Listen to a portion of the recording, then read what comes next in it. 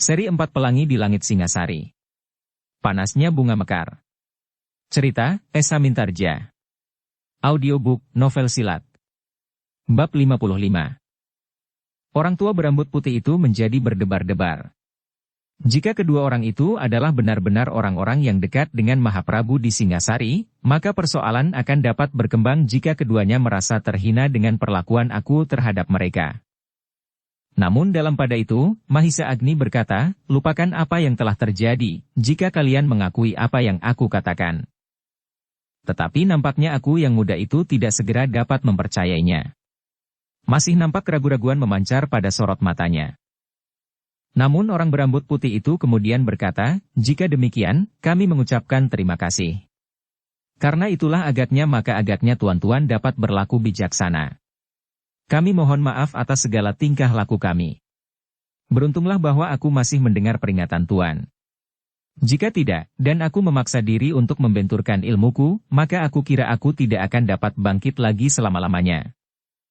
Mungkin yang terjadi sebaliknya, jawab Mahisa Agni, karena itu, aku kira perbuatan yang demikian akan menyia-nyiakan segalanya. Tentu akulah yang akan menjadi debu, desis orang berambut putih itu.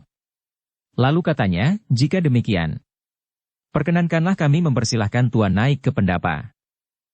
Mahisa Agni menarik nafas dalam-dalam. Dipandanginya para pengawal yang berdiri termangu-mangu. Senapati yang pernah dikalahkan oleh Mahisa Bungalan, yang juga berada di halaman itu, berusaha untuk bersembunyi di balik punggung kawannya.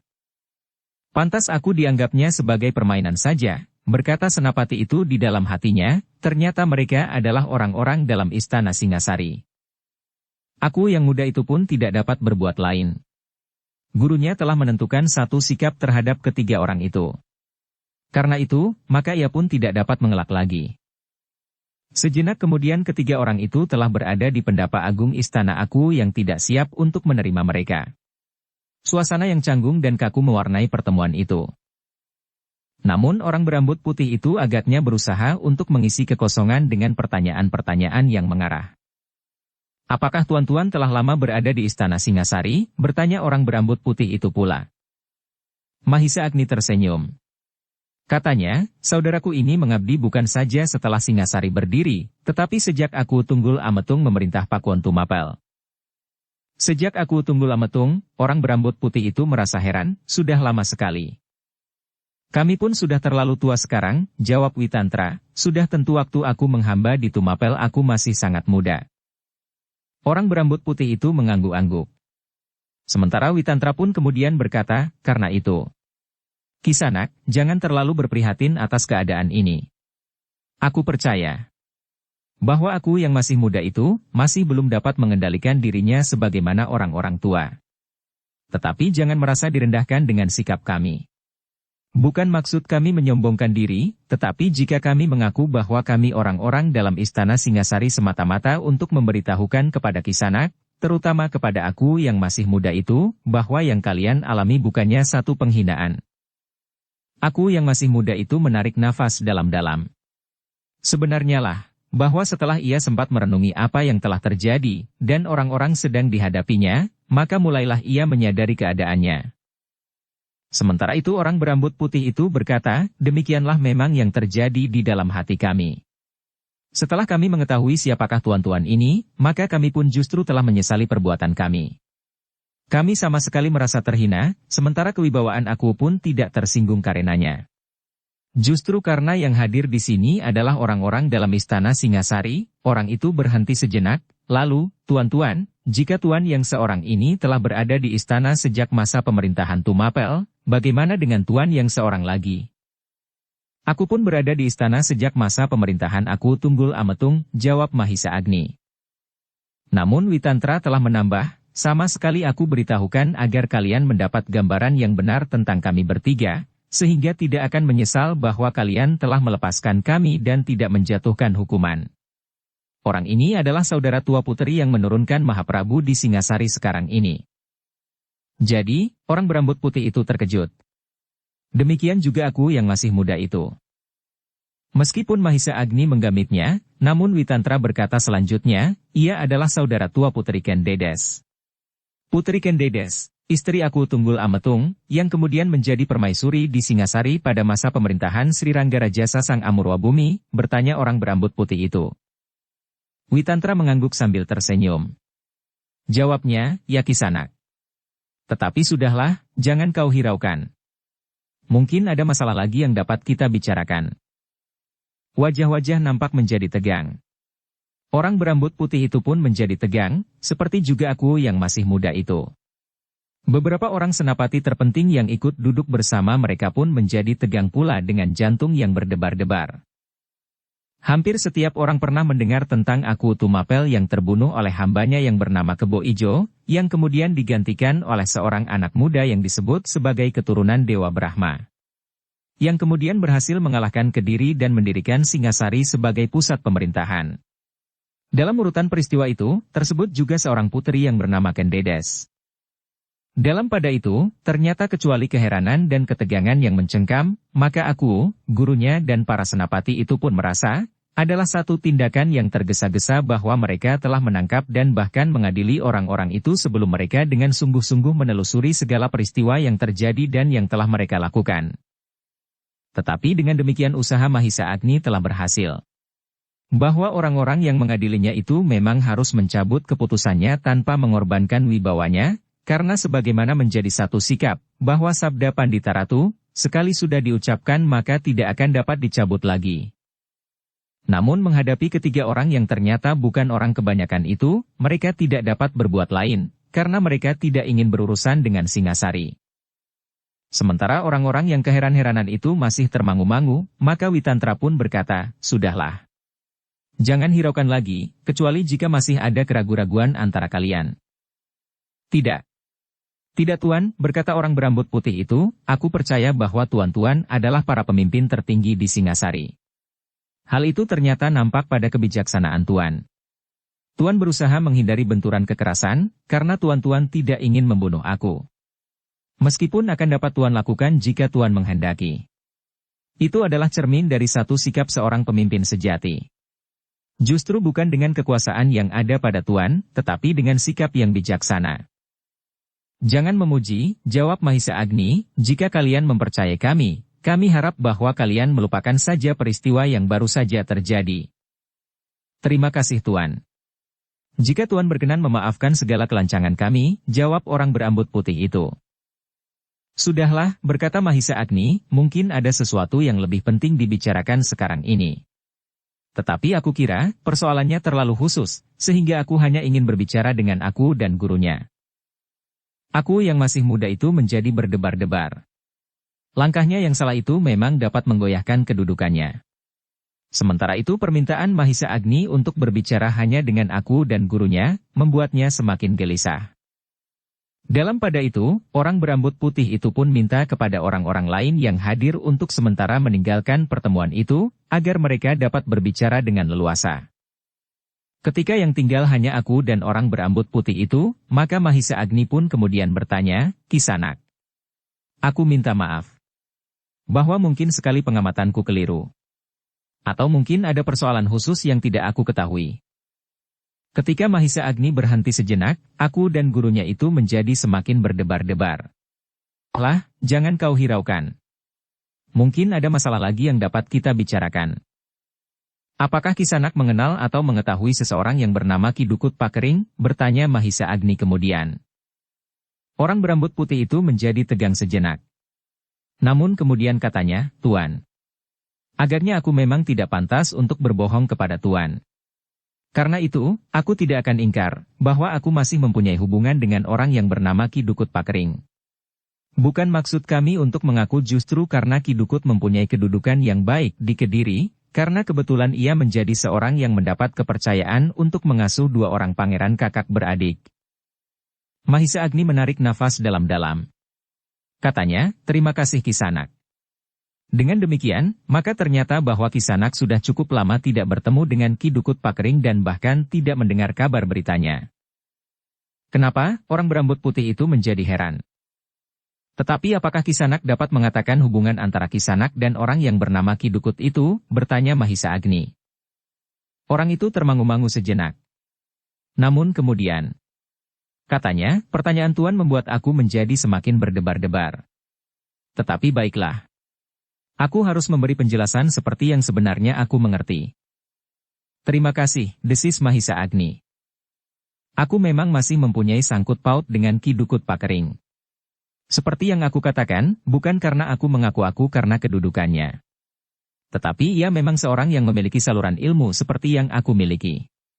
Ketajaman penglihatan Tuan, semakin meyakini aku bahwa Tuan adalah orang yang luar biasa. Sudahlah. Jangan memuji. Tetapi bagaimana dengan Ki Dukut itu, potong Mahisa Agni. Orang itu menarik nafas dalam-dalam. Katanya, Tuan. Ki Dukut adalah murid yang terpercaya dari seorang guru yang pilih tanding. Tetapi yang sudah beberapa lama meninggal. Sementara aku adalah murid dari saudara seperguruan dari guru Ki Dukut itu.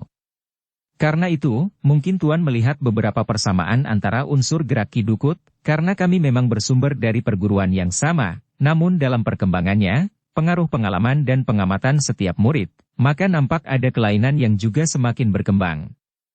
Sejauh makin jauh hubungan di antara kami maka semakin jauh pula perbedaan-perbedaan yang ada di antara kami. Mahisa Agni mengangguk-angguk. Ia mengerti sepenuhnya apa yang dikatakan oleh orang berambut putih itu. Namun dalam pada itu, Mahisa Agni pun semakin yakin bahwa orang itu tentu sudah lama tidak pernah berhubungan lagi dengan Ki Dukut, sehingga ia tidak mengerti apa yang telah terjadi atasnya. Namun dalam pada itu, Mahisa Agni menganggap perlu untuk memberitahukan hal itu kepada aku dan gurunya segala sesuatu mengenai Ki Dukut Pakering, agar keduanya tidak dapat dibujuknya untuk membantunya melakukan kejahatan lebih jauh lagi. Ketika Mahisa Agni berbisik di telinga Witantra, maka Witantra pun mengangguk menyetujuinya. Memang ada baiknya, desis Witantra. Aku dan gurunya termangu-mangu sejenak. Mereka melihat Mahisa Agni dan Witantra berbicara. Justru karena itu mereka tidak mendengar apa yang mereka bicarakan, maka keduanya menjadi semakin berdebar-debar. Kisanak, berkata Mahisa Agni kemudian, aku minta maaf, bahwa aku akan memberikan beberapa keterangan tentang Ki Dukut. Aku tidak akan mengatakan apa-apa jika aku tidak mengetahui bahwa Kalah masih mempunyai sangkut paut dengan Ki Dukut. Namun agaknya keteranganku akan sedikit mengecewakan bagi kalian. Kami menjadi berdebar-debar, berkata orang berambut putih itu. Sejenak kemudian maka Mahisa Agni pun mulai bercerita tentang Ki Dukut. Tentang tingkah lakunya dan tentang ketamakannya. Sehingga ia berhasil mengadu kedua pangeran kakak beradik yang menjadi muridnya itu. Ternyata berita itu telah mengejutkan. Apalagi ketika Mahisa Agni mengatakan bahwa Ki Dukut telah menghubungi beberapa pihak, mula-mula perampok-perampok yang bertebaran di daerah yang jauh dari tangan-tangan para prajurit Singasari dan para pengawal di Kediri. Namun usahanya sama sekali tidak berhasil. Kemudian ia telah menghubungi orang-orang dari lingkungan mereka yang berilmu hitam. Ki Dukut ternyata telah mempergunakan gelar Raja Wali Penakluk, berkata Mahisa Agni kemudian, agaknya ia ingin menakut-nakuti perampok-perampok yang bertebaran. Namun ternyata ia memang berhasil menghimpunnya. Bukan main, desis orang berambut putih itu, kami sudah pernah mendengar seorang pemimpin perampok yang sangat disegani yang mempergunakan gelar Raja Wali Penakluk. Itulah Ki Dukut Pakering, desis Mahisa Agni. Kami hampir tidak percaya atas berita ini, desis aku, tetapi seperti yang sudah kami katakan, kami percaya kepada tuan-tuan. Karena itu aku, berkata Mahisa Agni, mungkin aku pernah mendengar kejahatan yang merambah daerah kekuasaan aku yang tidak langsung mempunyai sangkut paut dengan Ki Dukut Pakering. Memang mungkin tuan, jawab aku itu. Mungkin ia hadir dalam wujud yang berbeda, berkata Mahisa Agni, lalu, aku, sebenarnya lah bahwa perampok yang baru saja ditangkap beramai-ramai itu pun mempunyai hubungan dengan Ki Dukut pada mulanya. Ketika Ki Dukut mencari pendukung dari para perampok-perampok yang tersebar. Namun yang ternyata tidak memenuhi keinginannya. Dari mana tuan tahu, bertanya orang berambut putih itu. Mereka menyebut-nyebut Raja Wali Penakluk, meskipun sudah lama orang yang menamakan dirinya Raja Wali itu tidak kunjung datang, jawab Mahisa Agni. Aku mengangguk-angguk. Kemudian katanya, kami sekarang menjadi semakin gamblang. Kami masih harus mohon maaf berulang kali. Sudahlah, jangan diulang lagi. Yang penting, aku mohon berhati-hati. Mungkin pada suatu saat Ki Dukut akan datang kemari jika ia sadar bahwa guru aku masih mempunyai hubungan perguruan, berkata Mahisa Agni kemudian. Terima kasih, desis aku itu, kami sangat berterima kasih atas segala keterangan yang sudah Tuan berikan. Kami akan berhati-hati menghadapi segala kemungkinan. Ya. Mudah-mudahan orang itu tidak datang lagi kemari, berkata Mahisa Agni. Tetapi kemudian katanya, namun aku, pada suatu masa Ki Dukut pernah juga mohon bantuan beberapa orang pemimpin padepokan. Mungkin 1-2 di antara mereka berada di dalam wilayah kekuasaan aku. Karena itu, maka agaknya masih perlu bagi aku untuk mengumpulkan keterangan tentang kemungkinan yang tidak diharapkan, mungkin kemarahan Ki Dukut terhadap para pemimpin padepokan yang tidak bersedia membantunya dengan sepenuh hati. Aku menarik nafas dalam-dalam. Sambil mengangguk-angguk kecil ia berkata, kami akan melakukannya. Terima kasih, berkata Mahisa Agni. Lalu, agaknya keterangan yang aku harapkan tentang Ki Dukut masih belum dapat terpenuhi, karena sebenarnya lah aku ingin mencarinya dan berbicara dengan orang itu dengan cara apapun juga. Karena itu, maka agaknya masalah-masalah yang timbul pada kami bertiga telah tidak akan berkepanjangan. Ya Tuan, jawab aku yang masih muda itu, segalanya sudah jelas, kami mohon maaf. Kami pun mohon maaf, jawab Mahisa Agni. Lalu, kami akan mohon diri. Kami harap masalah Ki Buyut dan para perampok itu dapat diselesaikan sebaik-baiknya. Salam kami kepada para penghuni kabuyutan itu. Orang berambut putih itu menarik nafas dalam-dalam.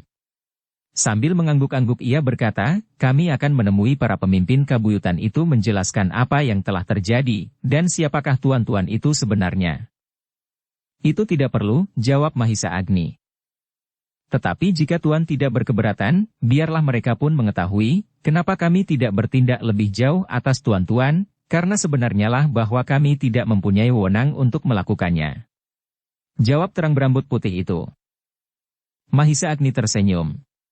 Karena itu, maka ia tidak memaksanya lagi. Katanya, silahkan Kisanak. Nampaknya ada juga baiknya bagi aku. Kemudian sekali lagi Mahisa Agni mohon diri sambil berpesan, bahwa Ki Dukut itu harus dihadapi jika ia memang berada di daerah kekuasaan aku, untunglah di sini ada seseorang yang mampu mengimbanginya sehingga karena itu, maka jika terjadi sesuatu, daerah ini tidak akan terlalu mengalami kecemasan, berkata Mahisa Agni. Setidak-tidaknya, kami mempunyai sepasukan pengawal. Betapapun tinggi ilmunya, jika kami serentak menghadapinya, maka ia akan kehilangan kesempatan, jawab orang berambut putih itu. Demikianlah, maka Mahisa Agni, Witantra dan Mahisa Bungalan itu pun telah meninggalkan pakuan itu. Meskipun ada juga kejengkelan di hati Mahisa Bungalan, namun ia harus menerima segalanya yang telah terjadi. Sebenarnya aku ingin melihat orang tua itu membentur ilmu Paman Mahisa Agni, berkata Mahisa Bungalan di dalam hati, dengan demikian ia akan yakin, tanpa memberi penjelasan panjang lebar. Dan dengan demikian, orang-orang pakuan itu tidak akan dapat menghindari satu penyesalan atas kesombongan mereka. Tetapi Mahisa Agni ternyata mengambil sikap lain. Ia telah berusaha mencegah benturan yang terjadi, sehingga orang-orang yang berada di seputar arena tidak dapat melihat satu bukti bahwa guru aku muda itu sama sekali tidak berarti bagi Mahisa Agni. Namun Mahisa Bungalan pun kemudian berdesis di dalam hati, mungkin Paman Mahisa Agni menjadi cemas jika orang itu mati. Meskipun perasaan itu masih saja bergejolak, namun Mahisa Bungalan tidak mengatakannya kepada Mahisa Agni maupun kepada Witantra. Dalam pada itu, sepeninggal Mahisa Agni, Witantra dan Mahisa Bungalan, maka aku pun menjadi gelisah. Ia menjadi cemas bahwa sikapnya itu akan dapat mempengaruhi kedudukannya yang masih harus mendapat pengesahan dari Singasari. Tetapi nampaknya mereka bukan pendendam, berkata gurunya, karena itu, mereka tidak akan mempergunakan peristiwa ini sebagai alasan untuk menggagalkan kedudukanmu. Aku yang masih muda itu mengangguk-angguk. Katanya. Mudah-mudahan. Tetapi yang termuda di antara mereka itu nampaknya mempunyai sikap tersendiri. Itu hanya karena kemudaannya saja, jawab gurunya, tetapi ia pun orang baik seperti juga kedua orang yang lain, gurunya berhenti sejenak, lalu, sebaiknya kau tidak memikirkannya. Lebih baik kita menyelesaikan masalah kabuyutan yang telah menjadi ribut itu. Aku akan pergi sendiri ke kabuyutan itu, berkata aku yang masih muda itu. Pergilah. Tetapi jangan tergesa-gesa mengambil satu sikap jika kau belum yakin akan sikap itu. Kau akan melihat bukan saja sekelompok perampok yang tertangkap, tetapi kau akan mengalami persoalan lain. Beberapa orang yang kebetulan memegang jabatan di kabuyutan itu, termasuk Ki Buyut sendiri, justru adalah orang-orang yang telah mengacaukan kabuyutan itu. Ya guru, jawab aku akan melihat segalanya. Demikianlah, maka aku itu pun segera berkemas. Tubuhnya masih terasa nyeri di beberapa bagian. Tetapi ia merasa bahwa ia telah pulih kembali. Beberapa orang senapati dan pengawal telah diperintahkannya untuk mengikutinya, karena mereka akan membawa para perampok itu untuk mendapatkan pengadilan. Tetapi juga para pemimpin kabuyutan yang telah melakukan kecurangan itu harus mendapatkan hukumannya. Sejenak kemudian, maka kuda pun telah berderap meninggalkan istana aku yang masih muda itu. Diiringi oleh para pengawal lengkap dengan tanda-tanda kebesaran seorang aku, mereka telah menyusuri jalan-jalan menuju kabuyutan yang sedang diselubungi oleh kabut yang suram itu. Kedatangan, aku telah mengejutkan beberapa orang di padukuhan itu. Sementara itu mereka baru saja dikejutkan oleh isyarat yang mendebarkan.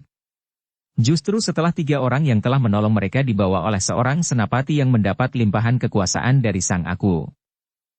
Dengan hati yang berdebar-debar, maka Ki Demung dan Ki Perapat telah menyambut kedatangan aku yang masih muda itu di rumah Ki Buyut yang justru sedang berada di dalam tahanan itu. Namun mereka menjadi semakin gelisah ketika mereka melihat wajah aku muda itu nampak gelap. Meskipun demikian, Ki Demung telah memberanikan diri untuk mengucapkan selamat datang kepada aku itu. Tetapi jawaban aku memang mendebarkan. Katanya tanpa menanggapi kata-kata Ki Demung, "Bawa Ki Buyut kemari, aku ingin berbicara." Ki Demung pun kemudian telah mengambil Ki Buyut dari biliknya dan membawanya menghadap aku yang masih muda itu. Dengan hati berdebar-debar, maka Ki Demung pun kemudian berkata, "Sang aku, inilah Ki Buyut yang tuanku kehendaki menghadap." Aku yang masih muda itu mengangguk-angguk. Kegelisahannya karena sikapnya yang terlanjur atas Mahisa Agni, membuatnya berwajah muram dan bersikap keras terhadap siapapun. "Kaukah yang telah membuat kebuyutanmu sendiri menjadi kisruh?" bertanya aku dengan nada keras pula. Ki Buyut mengangkat wajahnya. Untuk beberapa saat ia memandang wajah sang aku yang masih muda itu. Baru kemudian ia menjawab, "Ampun aku. Hambalah buyut di padukuhan ini." Ki Demung dan Ki Perapat pun menjadi gelisah. Beberapa orang lain pun menjadi gelisah pula. Apalagi ketika, pertanyaan aku menurun, "Apakah benar kau telah melakukan suatu perbuatan tercela, seperti yang dilaporkan oleh seorang senapati yang aku utus datang kemari?" "Sebenarnya lah, bahwa hamba tidak ingin merusakkan kesejahteraan yang sudah hamba rintis di atas tanah kabuyutan ini tuanku," jawab Ki Buyut. Orang-orang yang ikut hadir itu pun menjadi semakin berdebar ketika mereka mendengar aku bertanya, "Jadi, bagaimana menurut pendapatmu, bahwa beberapa pihak di kabuyutan ini menganggap bahwa kau telah melakukan kesalahan? Bahkan kau telah bekerja bersama dengan sekelompok perampok justru untuk merampok orang-orang yang berada di kabuyutanmu sendiri." Sekali lagi Ki Buyut menatap mata aku yang masih muda itu. Kemudian sambil tersenyum Ki Buyut berkata, "Sebagaimana penilaian tuanku." Aku itu pun kemudian memandang Ki Demung, Ki Perapat dan beberapa orang lain yang berada di tempat itu. Dengan suara lantang ia bertanya, "Heh, apakah benar tuduhan kalian tentang Ki Buyut ini heh?" Ki Demung menjadi sangat gelisah. Dengan suara bergetar ia mencoba menjelaskan, "Seorang senapati tuanku telah datang untuk memeriksa keadaan di kabuyutan ini. Senapati itu akan dapat menjadi saksi, apa yang telah terjadi." "Kau sendiri yakin?" tiba-tiba saja aku itu justru membentak. Ki Demung menjadi semakin gelisah. Ia mengerti, tatapan mata Ki Buyut itu dapat memberikan pengaruh kepada orang lain yang tidak menyadari keadaannya, seperti ia sendiri pernah mengalami. "Jika saja ketiga orang itu masih berada di sini," berkata Ki Demung di dalam hatinya. Namun ia pun kemudian menjadi berdebar, karena ketiga orang itu telah dibawa oleh senapati menghadap aku. Dalam keraguan-raguan itu, tiba-tiba saja aku mendesak dengan nada keras, "Apakah kau yakin?" Ki Demung telah terdesak. Tidak ada kesampaian lagi untuk berpikir. Karena itu, ia pun kemudian menjawab, ampun aku, hamba yakin bahwa Ki Buyut telah dengan sengaja ingin mengambil keuntungan lagi dirinya sendiri dari kabuyutan ini, yang bahkan telah sampai hati melakukan tindakan yang paling keji, dengan memberikan kesempatan perampokan di daerah kekuasaannya. Aku mengerutkan keningnya. Sekilas ia memancang wajah Ki Buyut yang memandanginya pula. Lalu tiba-tiba ia bertanya kepada Ki Demung, apakah yang kau lakukan itu bukan sekedar karena pengaruh 3 orang yang baru saja berada di kabuyutan ini? Jantung Ki Buyut menjadi semakin berdebar-debar. Namun ia pun menjawab, tidak sang aku. Tetapi mereka memang telah membantu kami menangkap orang-orang yang kami anggap bersalah. Apakah kau berkata sebenarnya, desak aku pula. Ya. Hamba yakin, akhirnya suara Ki Demung justru menjadi semakin tegas, justru pada saat kecurigaannya atas pengaruh tatapan mata Ki Buyut terhadap aku yang menjadi semakin kuat. Bahkan Ki Prapat pun akhirnya tidak dapat tinggal diam. Dengan mantap ia pun berkata, hamba pun berpendirian demikian tuanku, sebagaimana sikap orang-orang padukuhan ini pada umumnya. Aku menarik nafas dalam-dalam. Ketika ia memandang Ki Buyut maka Ki Buyut pun memandanginya pula dengan tajamnya. Sejenak suasana menjadi tegang. Ki Demung, Ki Prapat dan orang-orang yang berada di tempat itu benar-benar telah dicengkam oleh kegelisahan.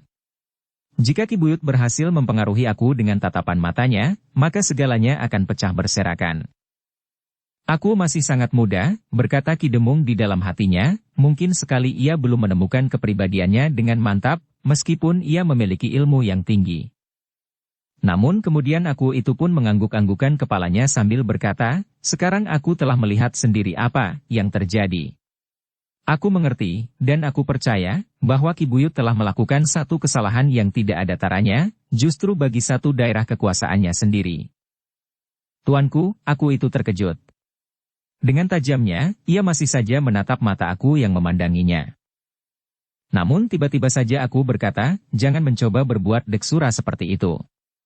Jangan kau sangka, aku tidak tahu, apa yang kau lakukan selama ini. Kau kira aku adalah anak-anak yang tidak kuasa mencari keseimbangan. Di dalam diriku sendiri dengan tatapan matamu itu? Aku memang ingin mencoba, apakah kau berlaku jujur atau tidak. Ampun tuanku, desis Ki Buyut yang kemudian telah menundukkan kepalanya dalam-dalam. Aku yang masih muda itu memandang Ki Buyut yang tertunduk. Dengan suara lantang ia berkata, Ki Buyut. Aku sudah berusaha menahan diri.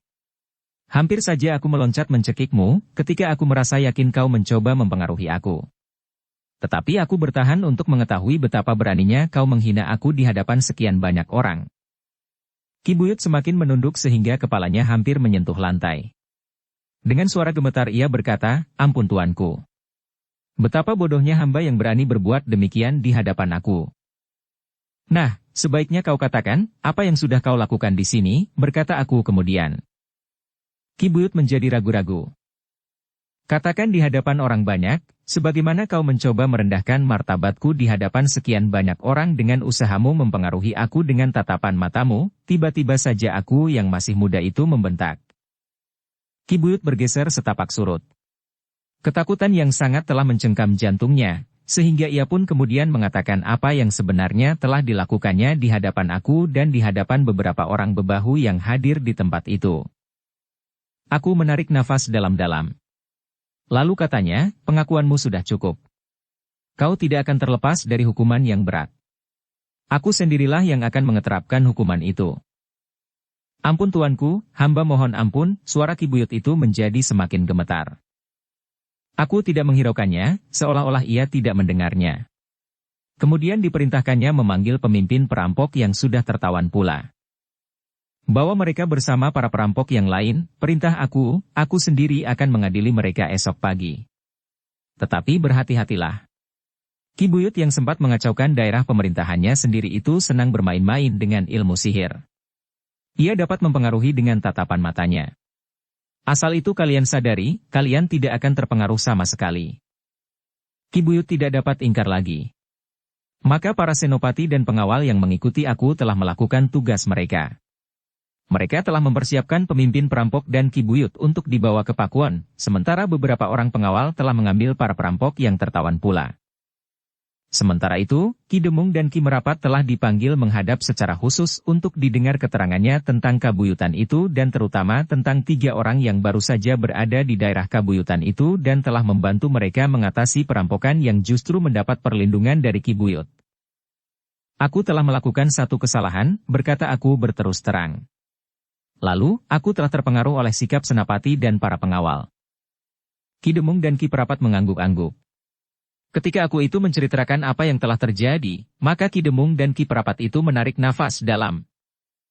Syukurlah jika segalanya telah dapat diselesaikan dengan baik, berkata Ki Demung, hamba pun yakin sejak semula, bahwa ketiganya adalah orang-orang yang memang berbuat kebaikan tanpa pamrih.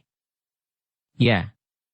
Dan sekarang segalanya terserah kepada kalian, berkata aku, Ki Buyut tidak akan mendapatkan kedudukannya kembali, karena aku tidak yakin, hukuman yang betapapun beratnya akan dapat menyembuhkannya.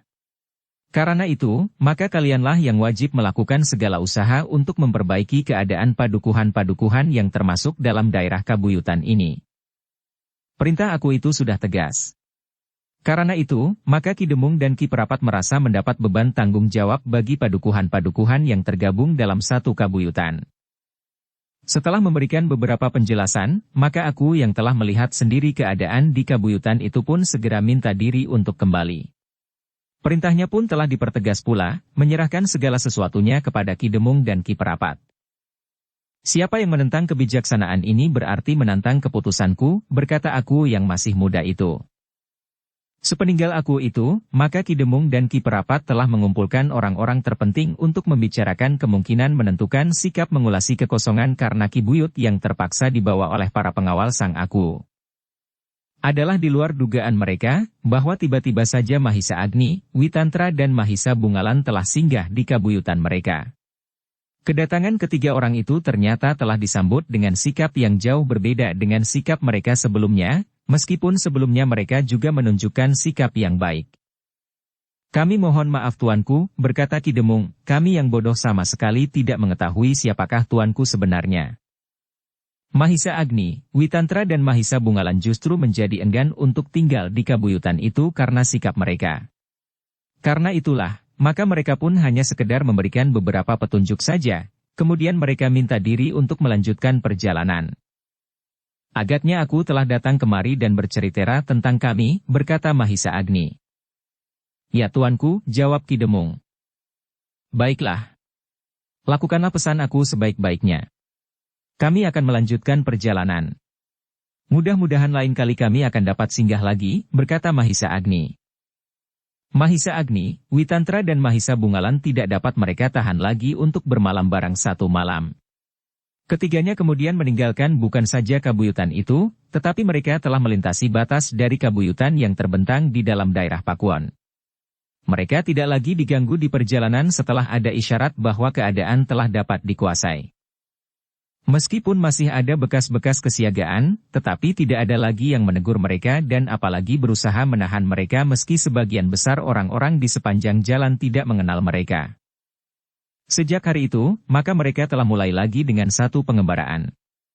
Meskipun mereka telah bertemu dengan orang-orang yang pernah mengenal nama Raja Wali Penakluk dan orang yang memiliki sumber ilmu yang sama dengan Ki Dukut, namun mereka sama sekali tidak mendapat keterangan tentang Ki Dukut itu sendiri. Dalam pada itu, maka mulailah Mahisa Bungalan teringat lagi kepada sebuah padukuhan kecil yang pernah dikunjunginya dalam pengembaraannya seorang diri. Teringatlah ia kepada padepokan Kenanga dan seorang yang bernama Ki Selabajra. Ia pun teringat pula pada seorang gadis yang mempunyai arti tersendiri di dalam hatinya, Ken Padmi. Namun kemudian Mahisa Bungalan itu pun mengerutkan keningnya. Di padepokan itu, atau setidak-tidaknya dekat dari padepokan itu terdapat seseorang yang bernama Marwantaka. Mahisa Bungalan sama sekali tidak menjadi gentar karena nama itu. Tetapi jika kehadirannya di padepokan itu telah menumbuhkan persoalan baru, sebagaimana telah pernah terjadi, maka hal itu sama sekali tidak dikehendakinya. Meskipun demikian, di luar kehendaknya maka mereka telah menelusuri jalan menuju ke padepokan kecil itu. Jalan itu memang panjang, namun rasa-rasanya tidak akan menjadi hambatan. Apalagi Mahisa Agni dan Witantra sama sekali tidak berbicara tentang arah. Mereka menelusuri jalan yang manapun juga sambil mendengarkan orang berbicara tentang keadaan mereka. Barangkali mereka mendengar seseorang menyebut nama Ki Dukut Pakering. Tetapi rasa-rasanya Mahisa Bungalan seperti orang yang terbangun dari mimpinya ketika tiba-tiba saja ia berada di ujung bulak panjang menghadap ke sebuah padepokan di kejauhan. Seolah-olah ia telah terlempar begitu saja ke sebuah padepokan yang pernah dihuninya meskipun hanya sangat singkat. Watu Kendeng. Di luar sadarnya pula Mahisa Bungalan telah menarik kendali kudanya, sehingga dengan demikian maka Mahisa Agni dan Witantra pun telah berbuat serupa pula dan berhenti di belakang Mahisa Bungalan. "Apa yang kau lihat?" bertanya Mahisa Agni, "apakah kau melihat Ki Dukut berlari-lari di Pategalan?" Mahisa Bungalan menarik nafas dalam-dalam. Namun kemudian ia pun menjawab, "Di depan kita adalah Padepokan Watu Kendeng." "Kau mengenal padepokan itu?" bertanya Mahisa Agni. "Aku pernah tinggal di padepokan itu dalam satu pengembaraan," jawab Mahisa Bungalan. "Apakah kita akan singgah?" bertanya Mahisa Agni. Mahisa Bungalan termangu-mangu sejenak. Baru sejenak kemudian ia menjawab, "Apakah ada keuntungannya kita singgah?" Mahisa Agni mengerutkan keningnya. Terasa pertanyaan itu agak janggal. Meskipun demikian Mahisa Agni menjawab juga, "Kita telah singgah di banyak padukuhan. Di kedai-kedai atau bahkan kadang-kadang kita berbicara dengan orang-orang yang tidak kita kenal dan justru mencurigai kita. Tetapi jika kita sudah kenal isi padepokan itu, bukankah kita akan dapat berbicara dengan mereka? Syukur jika mereka pernah mendengar sesuatu tentang Ki Dukut. Tetapi jika tidak, kita dapat mempererat hubungan yang sudah lama kau mulai." Mahisa Agni mengangguk-angguk. Katanya kemudian, beberapa padepokan di sekitar daerah ini pernah dikunjungi oleh Ki Dukut. Beberapa di antara mereka kita temui di padepokan Ki Kasang Jati, saat mereka dikelabui oleh keterangan palsu Ki Dukut Pakering. Dan kita pernah mencemaskan, bahwa dendam Ki Dukut akan membakar daerah ini, desis Witantra. "Ya," jawab Mahisa Bungalan. "Jika demikian, alangkah baiknya jika kita singgah," berkata Witantra kemudian. Mahisa Bungalan menarik nafas dalam-dalam padepokan itu memberikan satu kenangan tersendiri. Ki Watu Kendeng pernah menganggapnya sebagai anak sendiri. "Baiklah," berkata Mahisa Bungalan kemudian, "kita akan singgah di padepokan kecil itu. Mudah-mudahan segalanya belum berubah. Aku sudah lama tidak mengunjunginya." Demikianlah maka ketiga orang itu pun kemudian berkuda perlahan-lahan melintasi bulak panjang. Sebuah padukuhan yang besar yang terletak beberapa puluh tonggak dari bulak itu nampak sepi. Namun demikian, ada juga 1-2 orang yang masih nampak berada di sawah mereka. Padepokan itu berada di luar kabuyutan yang meliputi padukuhan yang cukup besar itu, berkata Mahisa Bungalan. "Ya. Seperti pada umumnya padepokan, desis Witantra, namun demikian, bukankah selalu ada hubungan timbal balik antara padepokan itu dengan kabuyutan ini?" "Ya," jawab Mahisa Bungalan yang menjadi semakin berdebar ketika mereka menjadi semakin mendekati padepokan itu. Padepokan yang dilingkari dengan dinding batu yang cukup tinggi. Sejenak kemudian, maka ketiga orang itu pun telah berada di pintu gerbang padepokan yang tertutup meskipun tidak terlalu rapat. Dengan demikian, maka Mahisa Bungalan kemudian meloncat turun dari kudanya dan perlahan-lahan mendorong pintu gerbang itu. Tetapi Mahisa Bungalan terkejut ketika ia melihat beberapa orang cantrik yang telah siap dengan senjata di tangan. Demikian pintu itu terbuka, maka senjata-senjata itu pun telah teracu kepada Mahisa Bungalan. Mahisa Bungalan mundur selangkah. Tetapi ia sama sekali tidak menanggapi hulu senjatanya. Apalagi ketika ia melihat seorang di antara para cantrik itu pernah dikenalnya. Namun agaknya cantrik itu pun telah mengenalnya pula. Karena itu, maka ia pun melangkah ke depan. Senjatanya pun tertunduk ketika ia bertanya, "Apakah aku berhadapan dengan Mahisa Bungalan?" "Ya," jawab Mahisa Bungalan, "kau masih mengenal aku?" Tentu, jawab orang itu. "Lalu, marilah, masuklah. Dengan siapa kau datang?" "Dengan ayahmu?" Mahisa Bungalan menarik nafas dalam-dalam. Namun kemudian ia pun menggeleng sambil menjawab, bukan ayahku. Tetapi keduanya adalah pamanku." Dengan gembira Ki Watu Kendeng menerima ketiga tamunya. "Marilah.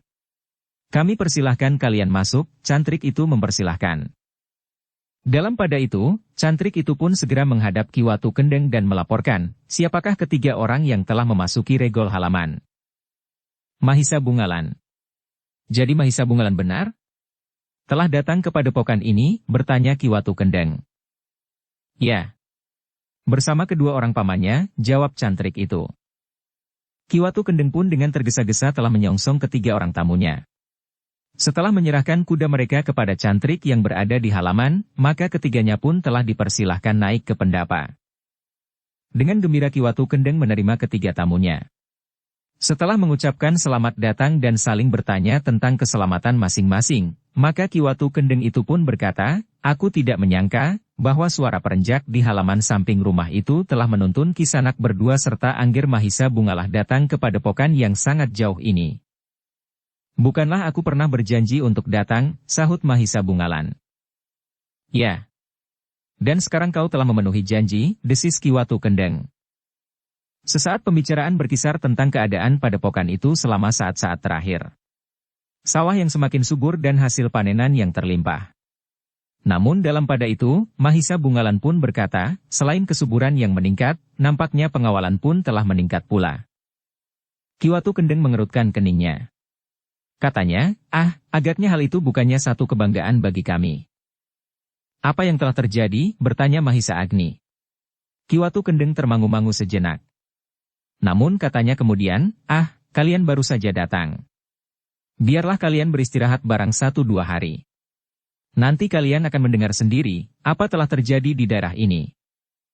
Tetapi, alangkah gelisahnya kami selama 1-2 hari itu, sahut Mahisa Bungalan, aku kira lebih baik bagi kami untuk mendengarkannya sekarang.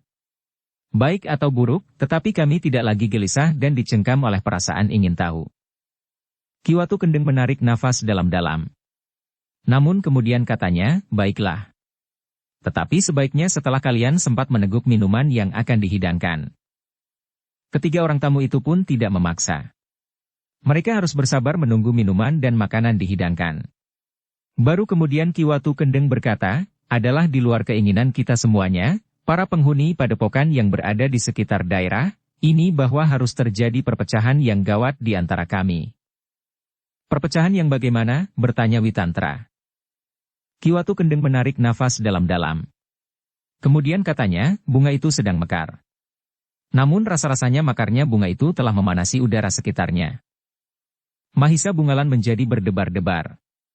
Sementara itu, Ki Watu Kendeng dengan serta-merta berkata, tetapi bukan salahnya bunga itu sendiri.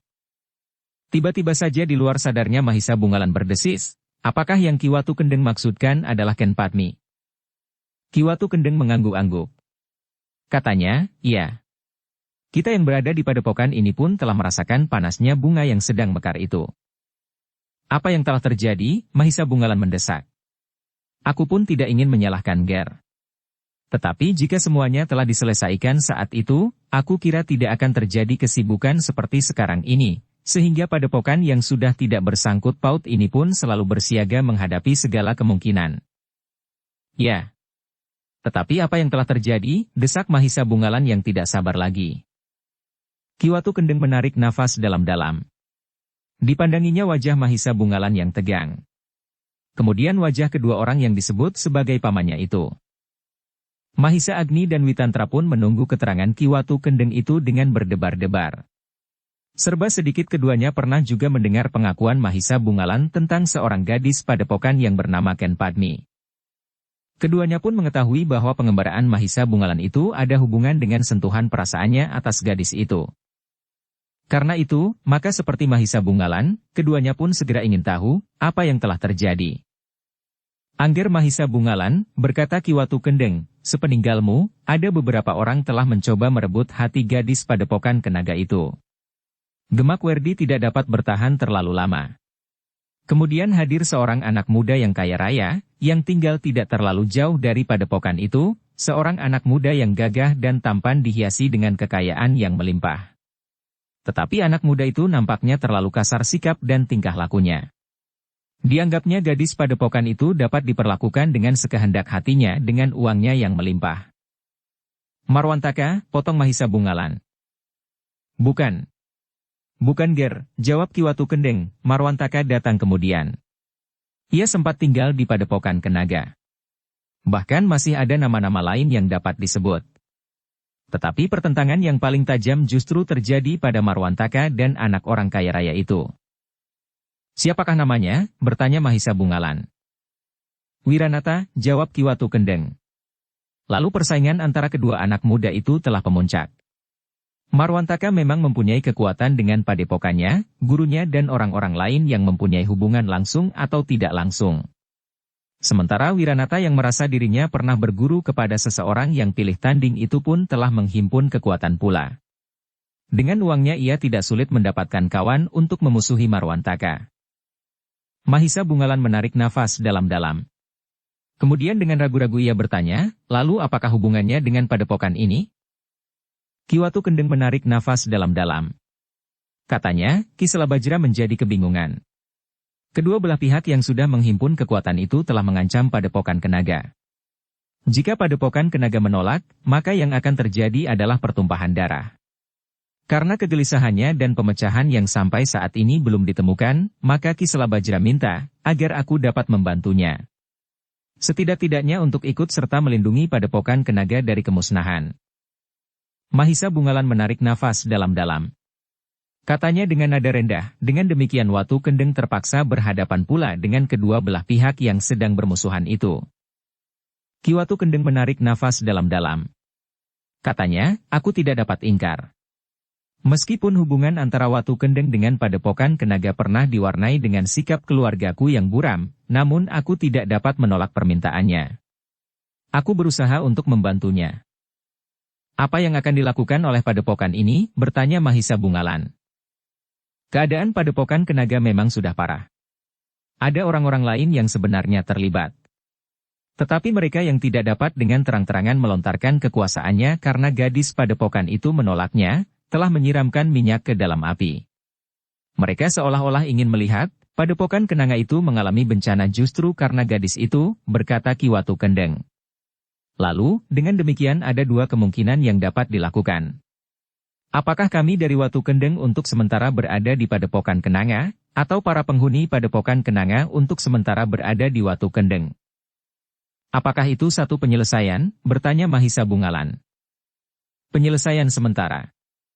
Jika pertentangan antara Marwantaka dan Wiranata mereda, atau salah satu di antara mereka telah menarik niatnya, maka aku kira keadaan akan menjadi tenang kembali, jawab Ki Watu Kendeng. Dan Ken Padmi akan menerima salah seorang dari keduanya, Mahisa Bungalan bertanya dengan serta-merta. Aku tidak tahu, jawab Ki Watu Kendeng, tetapi gadis itu sudah waktunya mengakhiri masa gadisnya. Ia tidak dapat terus-menerus mendekap diri dalam kerinduannya atas satu masa yang tidak akan kunjung datang. Apakah maksud Ki Watu Kendeng? Bertanya Mahisa Bungalan. Ki Watu Kendeng menarik nafas dalam-dalam. Katanya, aku tidak dapat mengatakan apa-apa Nger. Tetapi demikianlah keadaan kami sekarang. Kami memang sedang menunggu keputusan terakhir dari Ki Selabajra. Dan kami pun telah bersedia untuk memenuhinya, seandainya Ki Selabajra minta kami datang ke padepokannya untuk melindungi Ken Padmi dan tindakan kekerasan. Dan kami di sini pun telah siap menerima mereka, seandainya mereka merasa lebih tenang berada di sini. Wajah Mahisa Bungalan menjadi tegang. Di luar sadarnya ia berpaling kepada kedua pamannya, seolah-olah minta pertimbangan mereka.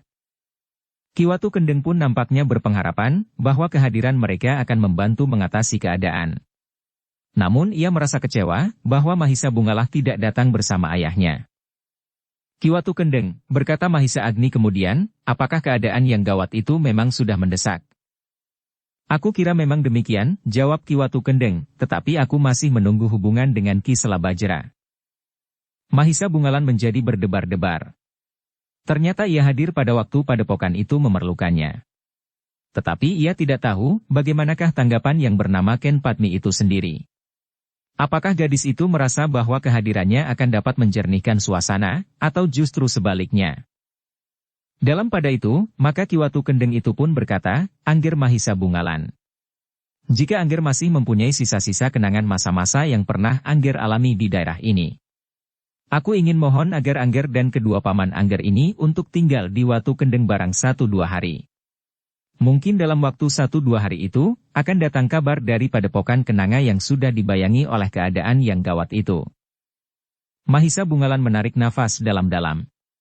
Sekali lagi ia memandangi kedua pamannya yang duduk termangu-mangu.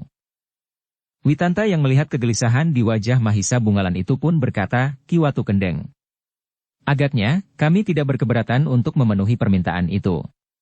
Mudah-mudahan segalanya justru akan menjadi baik, dan tidak sebaliknya. Bersambung ke bab 56. Dukung kami dengan subscribe, follow, like, komen dan share. Terima kasih.